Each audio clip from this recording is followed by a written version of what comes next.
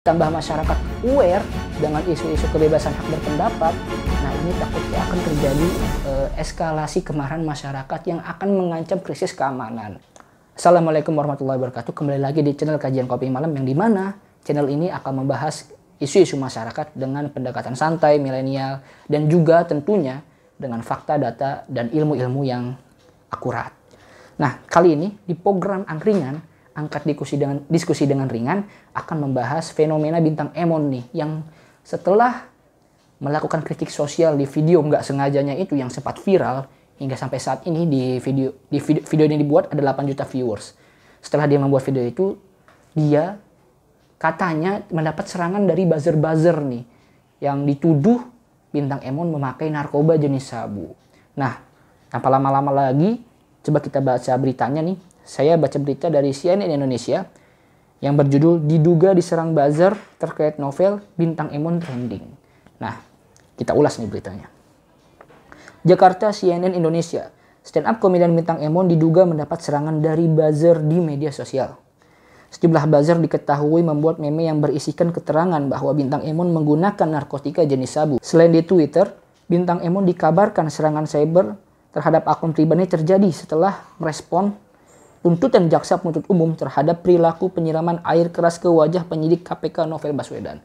Nah, mengenai pembahasan kasus Novel Baswedan, mengenai jaksa penuntut umum ini, kita udah buat videonya nih, yang dimana video sebelumnya dibahas oleh saudara kita, teman kita, yaitu Sandi, anggota bidang hukum. Di situ dibahas mengapa tuntutannya dituntut pelakunya itu hanya 1 tahun saja, dan mengapa ada diseret-seret isu tentang jaksa penuntut umum. Nah, di situ dibahas di video itu.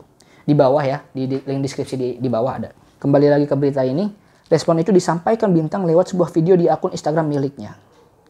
Peristiwa yang dialami Bintang Emon lantas menimbulkan banyak reaksi dari warganet.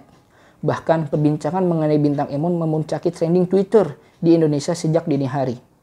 Hingga pukul 13.00 WIB, lebih dari 135.000 perbincangan mengenai Bintang Emon. Ini viral nih, lagi-lagi viral. Salah satu akun yang berkomentar terhadap peristiwa yang menimpa Bintang Emon adalah A_G Pranoto.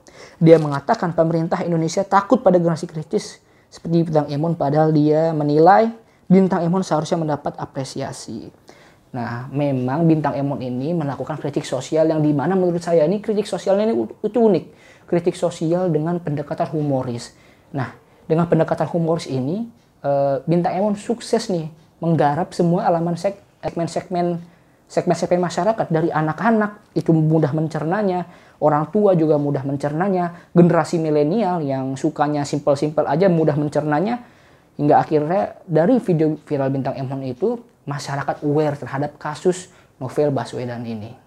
Ini kan menyinggung tentang hak asasi berpendapat, yang dimana ini adalah pilar demokrasi. Sebelum kasus Bintang Emon telah terjadi isu-isu kebebasan hak berpendapat dibungkam. Belum waktu lama ini, salah satunya adalah waktu itu ada diskusi di UGM mengenai pemakzulan presiden. Nah, ini diskusinya ini tentang akademis, lebih pendekatan akademis. Ini terjadi diskusinya ini, diskusi belum dilakukan tetapi udah diteror nih. Dosen-dosennya, dalam arti pengisi acaranya udah diteror, MC-nya udah diteror sampai digedor-gedor rumahnya. Padahal kita tahu demokrasi adalah salah satu pilar utamanya adalah kebebasan berpendapat.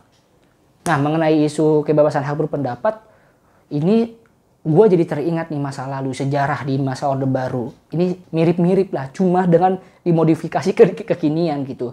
Ingat gak?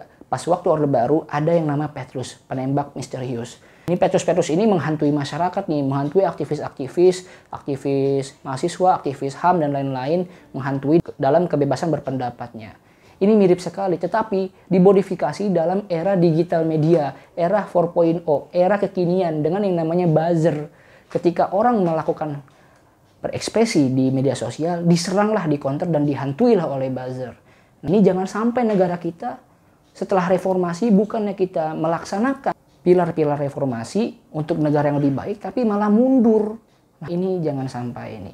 Maka dari itu, seharusnya pemerintah mampu melindungi dan mampu menjalankan pilar-pilar tuntutan reformasi. Yaitu salah satunya adalah kebebasan hak berpendapat. Ini harus dilindungi terus.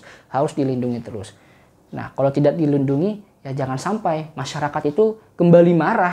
Takutnya di saat kondisi kita seperti ini, krisis ekonomi, orang makin susah, PHK di mana-mana, ditambah masyarakat aware dengan isu-isu kebebasan hak berpendapat, ini takutnya akan terjadi eskalasi kemarahan masyarakat yang akan mengancam krisis keamanan. Ini menyinggung lagi nih kepada tulisan saya kemarin dan juga tema yang saya sempat angkat di video sebelumnya tentang krisis politik, yang dimana krisis politik ini berawal dari krisis ekonomi dan krisis keamanan. Nah ini jangan sampai nih, keduanya ini sudah mulai ada ibaratnya itu gejala-gejala nih. Pemerintah harus lihat nih, harus lihat dengan detail, harus lihat dengan seksama. Jangan sampai ini gejala-gejala ini semakin besar menjadi snowball effect yang akhirnya membuat eskalasi, dalam arti eskalasi kemarahan. Nah maka dari itu pemerintah harus melihat jeli masalah ini dengan kacamata yang luas, kacamata yang panjang untuk juga kebaikan pemerintah, negara, dan masyarakat, dan tentunya untuk penegakan demokrasi dan tuntutan-tuntutan reformasi. Oke, kalau teman-teman suka dengan video ini, jangan lupa di subscribe, like, share, komen, dan dukung terus channel ini agar terus maju dan juga menjadi channel pembanding dari media-media lain agar kita terus melek politik dan meningkatkan literasi media dan juga literasi politiknya. Bye. Assalamualaikum warahmatullahi wabarakatuh.